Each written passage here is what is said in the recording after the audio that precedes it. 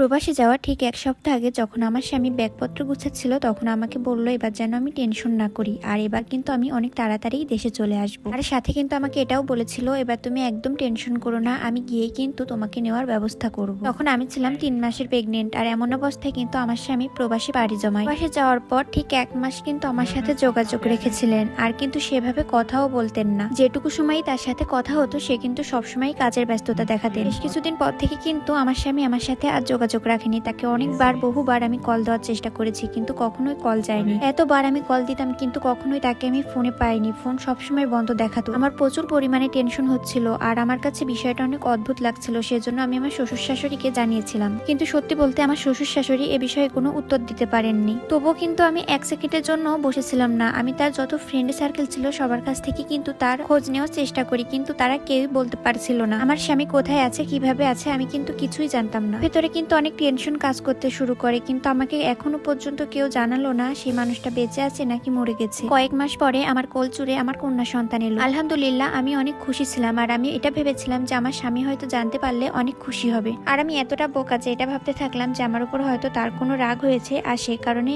সে আমার সাথে কথা বলছে না। তবে এর মাঝেও আমার মেয়ের নাম রাখা হয়ে গেল, তবুও কিন্তু আমি আমার স্বামীর কোনো খোঁজ পাইনি। পর হঠাৎ যেদিন আমি আমার স্বামীর কাছে আবার কল দিলাম সেদিন তার ফোনে রিং বাজতে লাগলো, কিন্তু এবারেও আমার স্বামী আমার ফোনটা রিসিভ করিনি। পরবর্তী অংশ নেক্সট ভিডিওতে দিয়ে দিব। ধন্যবাদ।